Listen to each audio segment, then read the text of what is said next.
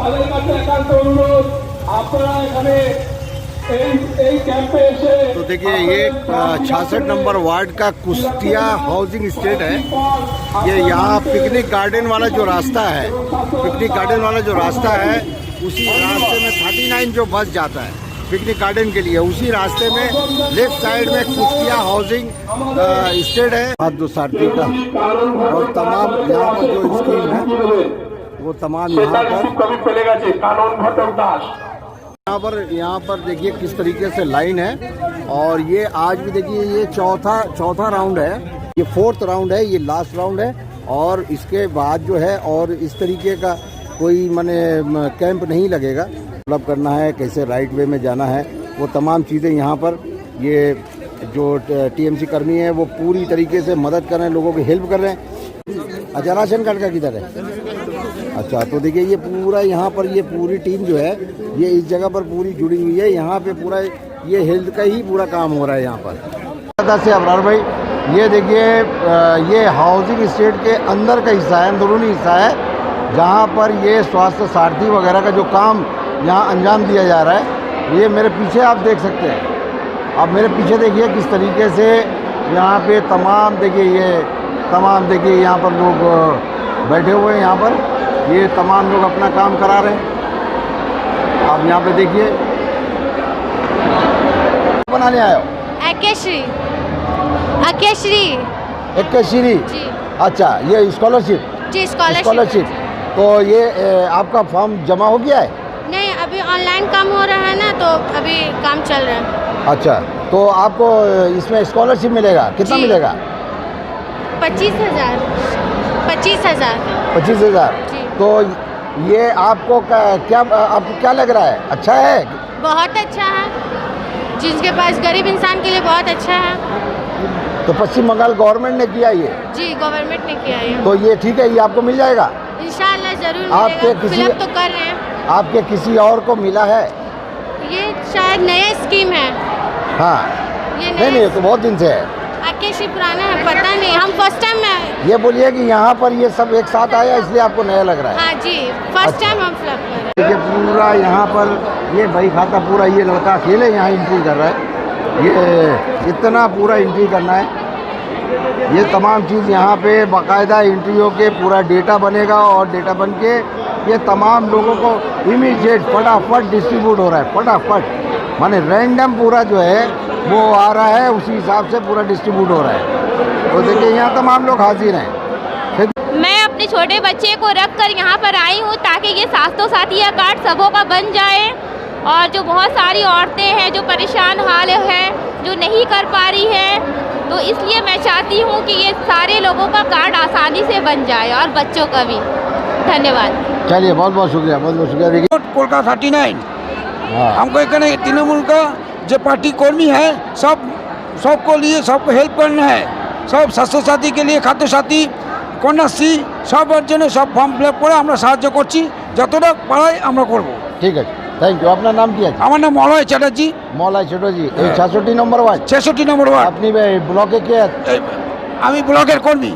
Block के corner. चलो ठीक है, थैंक यू। तो ये देखिए ये ब्लॉक के यहाँ के कारकुन है, टीएमसी के कारकुन है, टीएमसी वर्कर है। ये भी मदद के लिए आपके यहाँ पर बाकायदा तमाम लोगों की भीड़ में आपकी मदद कर रहे हैं और ये हाजिर है। चलिए अभी फैज़ भाई से, चलिए ज़रा सा फैज़ भाई बताएं ज़रा सा कि अभी तक द्वारे सरकार के जितने भी शेड्यूल हुए हैं, चार था, ये आज लास्ट है, तो अभी 3 तक आप बता सकते हैं कि अब तक कितना फ़ोटो हो चुका है और राशन कार्ड के बारे में और बाकी स्कीमों के बारे में थोड़ा सा अगर बता सकें।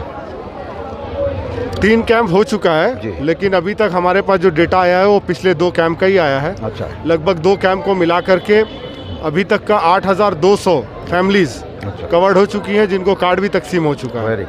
तीसरा और चौथा जो कैंप, तीसरा कैंप का जो अभी मेरे पास डाटा आया है, लगभग 5,700 लोगों का आइंदा आने वाले दिनों में कार्ड होगा। अच्छा। और आज का कैंप जो जमा होगा उसका डेटा बाद में आएगा। तो कुल मिलाकर के मुझे जो नज़र आ रहा है लगभग 16 से 18 हज़ार फैमिलीज़ मेरे इस हलके में कवर्ड रहेंगे। लगभग 95,000 वोट हैं इस हलके में, और उसके हिसाब से अगर आप रेशियो देखें तो 16,000 फैमिली जो है वो लगभग 80,000 के करीब इंटू 5 अगर करें तो 5 करने से 80,000 फैमिलीज कवर्ड रहेंगी। तो 90% कवरेज जिसको कहा जाता है, ये मुमकिन सिर्फ इसीलिए हो पाया है कि तृणमूल कांग्रेस के जो हमारे कर्मी समर्थक हैं, तमाम लोगों ने मिल करके ये इनिशिएटिव ले करके आज जो पब्लिक की सहूलत के लिए हमारे कारकुन सब जो हर तरफ आप देख रहे हैं कि मौजूद है, लोगों को सेवा दे रहे हैं, फॉर्म फिलअप कर रहे हैं। आज इन्हीं की मेहनत का नतीजा है जो आज हम लोग ने इतने मास स्केल में, इतने बड़े पैमाने में लोगों को ये सहूलत पहुंचाने में हम लोग कामयाब रहे हैं। अच्छा, और एक बात, ये जिस तरीके से अभी ये क्या बोलते हैं आपका हेल्थ कार्ड का ये जो बन रहा है, इसमें से आपके वार्ड से किसी को अभी तक कोई हेल्थ कार्ड के ताल्लुक से कोई सुविधा, अभी तक कोई रिपोर्ट है आपको?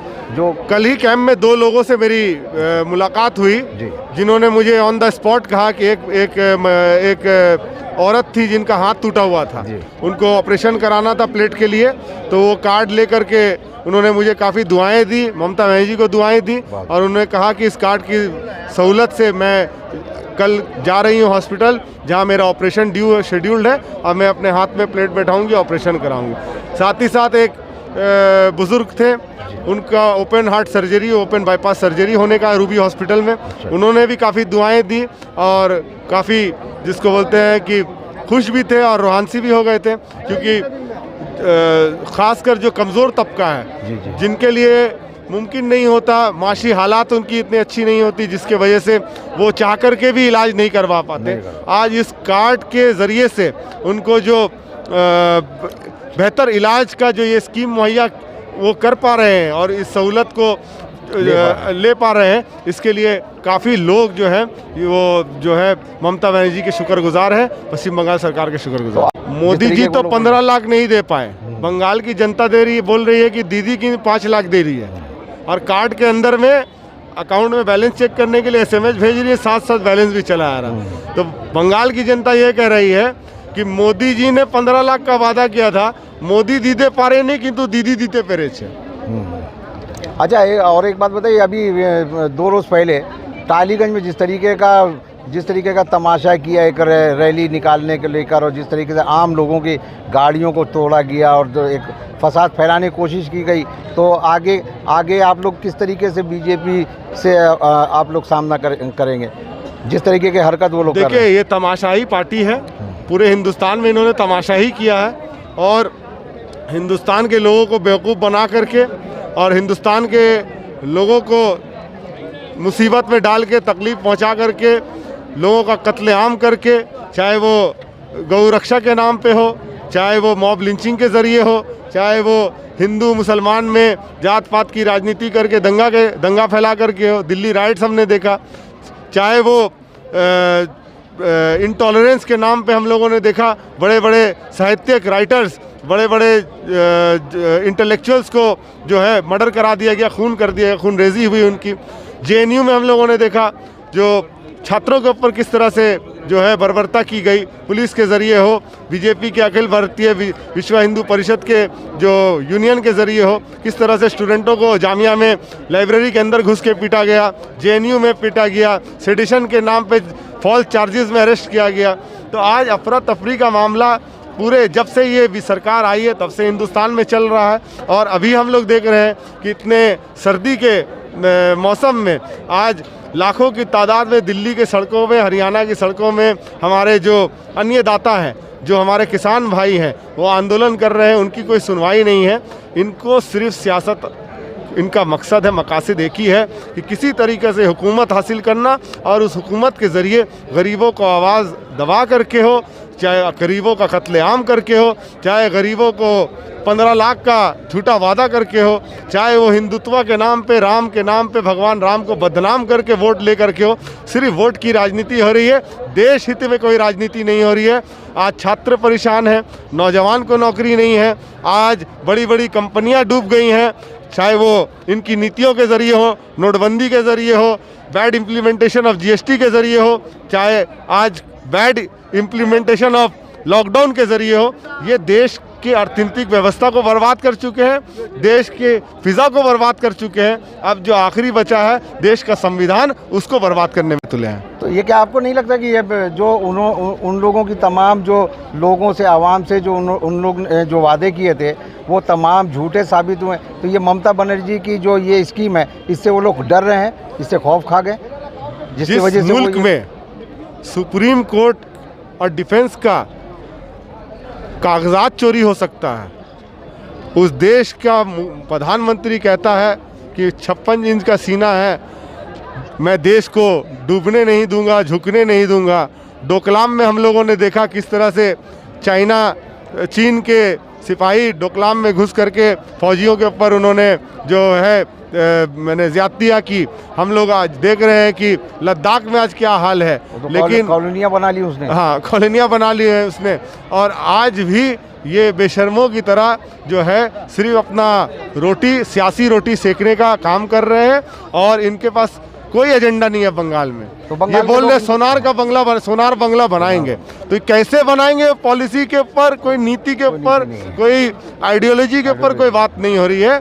सिर्फ जिसको बोलते हैं कि मैंने मुंह बोल दो, इल्ज़ाम लगाना, तहमत लगाना, बहतान लगाना, और ये कादा छोड़ा छुड़ी की जो राजनीति है, बस इसी को करके ये किसी तरीके से जो है ये गद्दी हासिल करने में ये कोशिश कर रहे हैं। पैसे की ज़ोर पे हो, लोगों को धर्म जाति के नाम पे डिवाइड करने के नाम पे हो, और लोगों को बेवकूफ़ बनाने के अलावा मोदी सरकार ने आज तक जनता को कुछ नहीं दिया। लॉकडाउन में हम लोगों ने देखा किस तरह से मजदूरों को लाठीचार्ज की गई।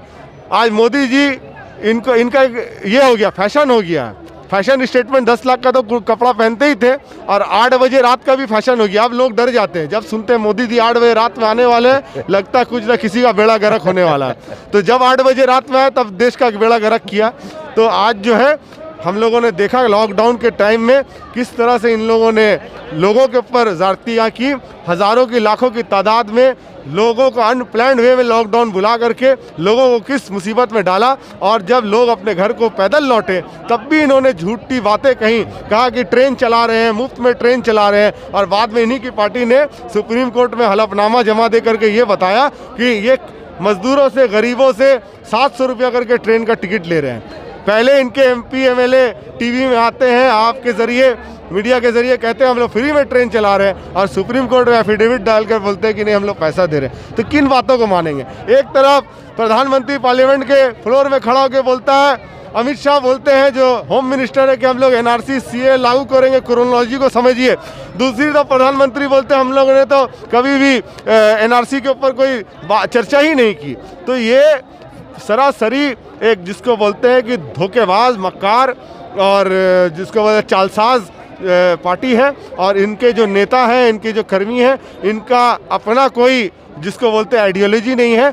RSS और जिसको बोलते हैं कि देश में जो मैंने रेडिकल जो पार्टियां हैं, उनका ये जो एजेंडा लेकर के ये बीजेपी के नाम में ये लोगों को जो है बेवकूफ़ बना। अच्छा, आप अपने वार्ड के लोगों से और बंगाल के लोगों से कितनी उम्मीद कर रहे हैं कि ममता बनर्जी के ये तमाम जो काम है, जो ममता बनर्जी ने आम लोगों को कुफ्र है? हाँ बिल्कुल। हमारे पैगंबर की जो सीख है कि नाउम्मीद कभी इंसान को नहीं होना चाहिए। कोशिशें जारी हैं, ममता बनर्जी ने अपनी कोशिशें की हैं। 10 साल लोगों के सामने उनकी कारदगी है।